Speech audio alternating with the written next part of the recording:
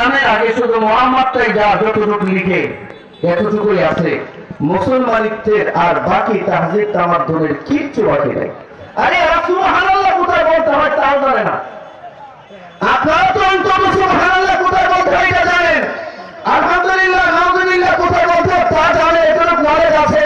কারণ এটা 92% মুসলমানের দেশ, প্রতিটা মহল্লায় মহল্লায় মসজিদ আছে, মাদ্রাসা আছে, এবং প্রত্যেকটা মহল্লায় প্রত্যেকটা গ্রামে একটা দুইটা করে মাহফিল হয়।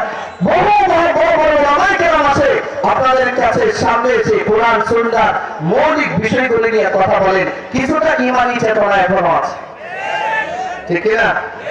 ওদের এখানে এটাও নাই। আমার ভাইরা, আল্লাহ তাআলা এই মানব জাতি সৃষ্টি করেছেন অহেতুক না, অনর্থক না। আল্লাহ বড় একটা উদ্দেশ্য নিয়ে মানুষ সৃষ্টি করেছেন, ঠিক না? একটু কথা বলে আস্তে আস্তে খালি সাউন্ড কমতে থাকে, আপনার বাড়ানো লাগবে। আল্লাহ তাআলা বলে,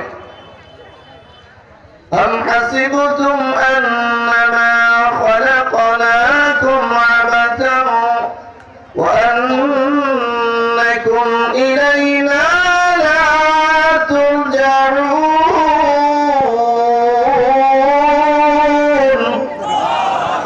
আল্লাহ তাআলা বলেন, হে মানব জাতি,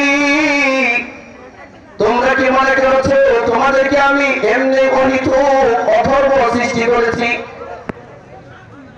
তোমরা কি মনে করছো তোমাদেরকে আমি এমনি বেহুদা সৃষ্টি করেছি?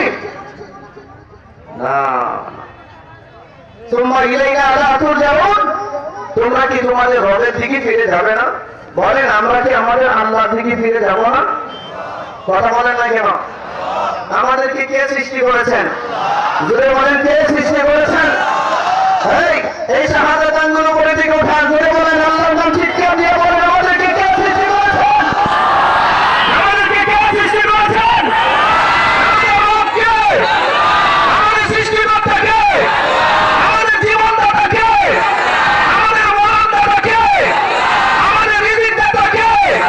আমাদের সন্তান দাতা কে? আমাদের সম্পদ দাতা কে? আল্লাহ। এই স্বীকৃতিগুলো দিয়েছি, এ কারণে কবরে যাওয়ার পর সারা জিন্দেগীর সামারি, সারা পৃথিবীতে মানুষগুলোর সারা জীবনের সামারি 3 প্রশ্নে আল্লাহ তাআলা জমা করেছেন। মুনকার নাকির এসে যাবে কবরে, একটা মানুষকে কবরে রেখেই যখন জীবিত মানুষগুলো ফিরে চলে যায়, 40 কদম যেতে না যেতেই এই দুজন ফেরেশতা মুনকার আর নাকির নামে দুজন ফেরেশতা কবরে এসে প্রথম যে প্রশ্নটা থাকে করে, এটার নাম হচ্ছে মার রব্বুকা, বলো তোমার রব কে? বলুন, আমাদের রব কে? আল্লাহ। সারা জীবন শিখে এসেছি আমাদের রব আল্লাহ। আমার শোনেন, আমি প্রাসঙ্গিক আরেকটা